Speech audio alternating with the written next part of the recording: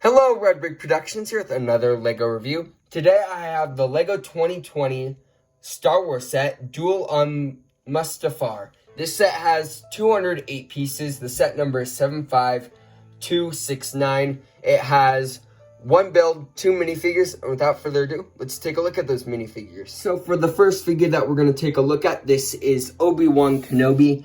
When this set was released, this figure was exclusive. Then this torso print came in the General Grievous Starfighter, which I don't know why. It's not even really related, but I guess they did that for some reason. The back torso printing looks pretty good. They do have those burn marks with the lava that burned his clothes. LEGO calls it dirt marks, but I'm going to call them burn marks because that's what they are. He does have his lightsaber. That looks pretty good. There are no air bubbles in him, so that's nice. I don't like it when there's air bubbles because it makes it look less like a lightsaber.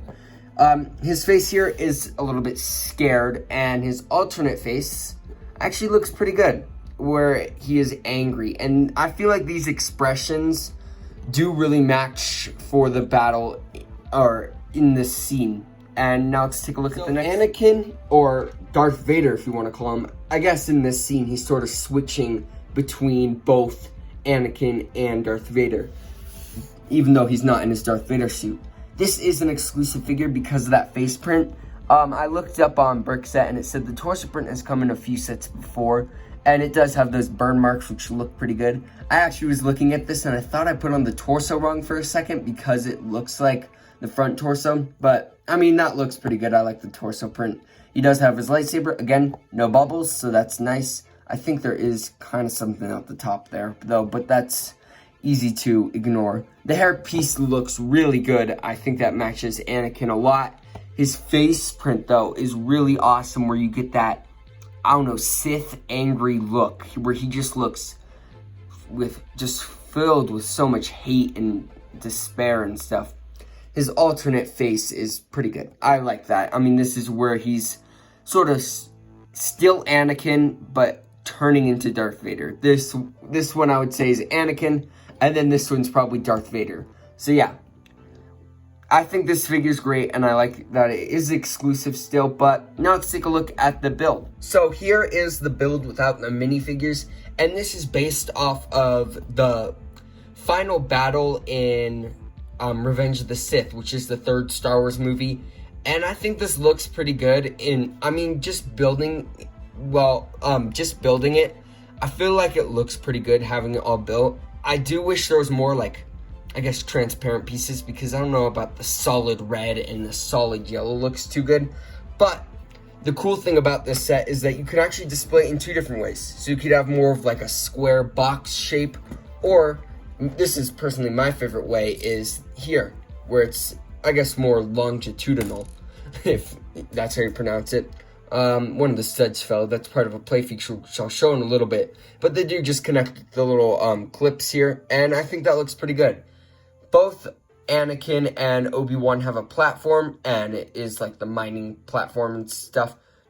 But before I show you those in a little bit more detail, I do want to say I do like the little flames that they have here. I do really love how that looks. I think that's great. And then they also have this, I forget what it's called, but the mining bridge before it falls down. And you can actually display this vertically, so it's more up in the air. And it does have enough, clutch power, I guess, for it to hold itself up. But once you bring it down to, a certain point, like here, it'll fall. So, yeah, you can also bring it the other way. And you could actually have Anakin and Obi-Wan fighting on here if you want, or if you flip it the other way, you can have them. There's enough little stud space for a battle to go on up there before it falls. So yeah, that's pretty cool. I like this. You can also articulate these if you want these to fall even more. Oh, that just broke off. You can't articulate it too much though, as you just saw, because of the pieces, how they're placed and stuff with those gray slope pieces, the 1x2 slopes. But yeah, I think that's all I have to say about this sort of build right now. Let's take a look at the platforms, and then I guess the first platform, this is for Obi-Wan. It is one of the little mining platforms that he jumps onto. during the battle, and there is enough space for 2 minifigures on there, which is nice because Anakin does jump on here too, and they do a little battle there. There is a print on this little post, and it's a print that we've gotten before, but it's just there to, I guess, have the person control where they are. And you can actually slide this back and forth and rotate it a full 360 degrees, which I think is pretty cool. And they just have a little ball joint here to have you move it with your hands, which is nice. I do like that they use these because I did rewatch this scene just so I can get a better detail and refresh my mind, because I haven't seen Revenge of the Sith in a while. But these are cool. They appear in the movie, and I think that's really awesome. Anakin, on the other hand, has a little robot, which he crushed when he jumped on. He does jump on a robot in the movie. He has little arms, which you can articulate and move the little claws if you want to. I mean, you don't have to, and it's not in the movie, but they do have that option. I don't really think you're supposed to. But there is a 1x2 jumper there for Anakin to stand on, and he does also have the same little play feature where you can spin around. I also like the ice skate right there. That's a pretty cool technique. But yeah, you can do the same sort of thing with Anakin as Obi-Wan. And if you get their lightsabers just right, you can actually get some pretty cool poses where they'll just fight like this. And yeah, you can do a bunch of little battle poses right there. But yeah, now let's take a look at the play. Other than the little platforms moving around and stuff, there is another play feature in this set where it is integrated back here pretty nicely. I mean, you wouldn't really notice that this is a play feature unless if you built it. And I think that's pretty cool. And it basically is you just push in this and these little studs will shoot out. Oh, you barely even saw that. Let me try it again. So there's just 3 little translucent orange studs in there, 3 of them. And when you push this in, they kind of just shoot out a bit. They don't shoot very high, but it's supposed to be like lava shooting out at them because it's bubbling and all that. And honestly, it works. I think it's great, and you can put in other things than the studs in there. So that works out great. Yeah, I don't really have much else to say about the play feature or the set in general. I guess let's take a look at the packaging and then my final verdict. Pieces in the set. I mean, they do have another one of those little prints, which is nice.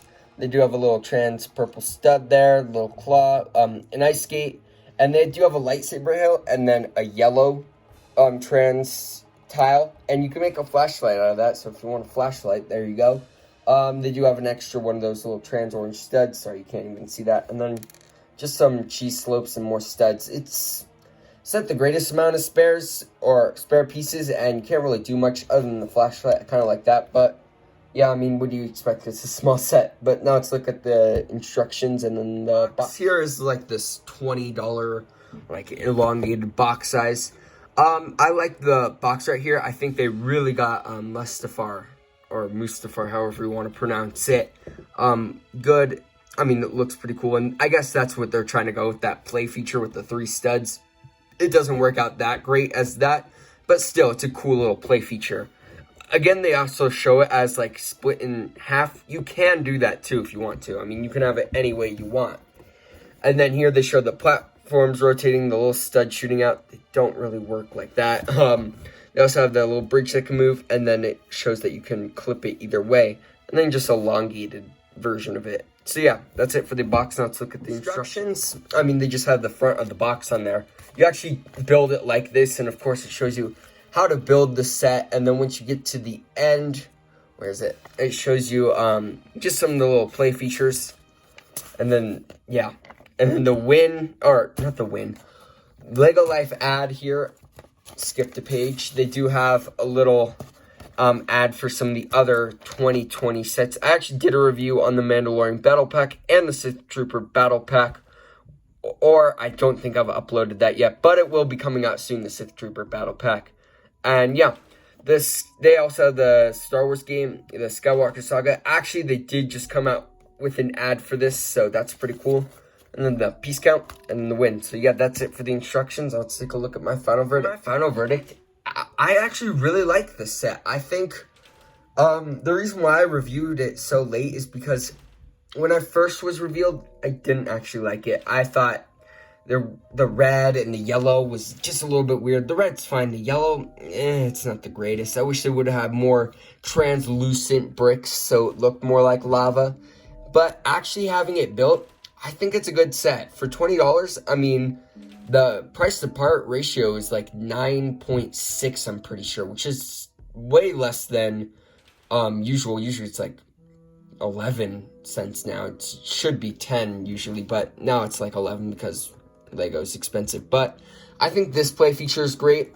I love that. I think this play feature is great. I think that's cool. And this one's not the greatest, but I'm glad they included it. I mean, it's a good little play feature. My only complaint with this set is there's no high ground.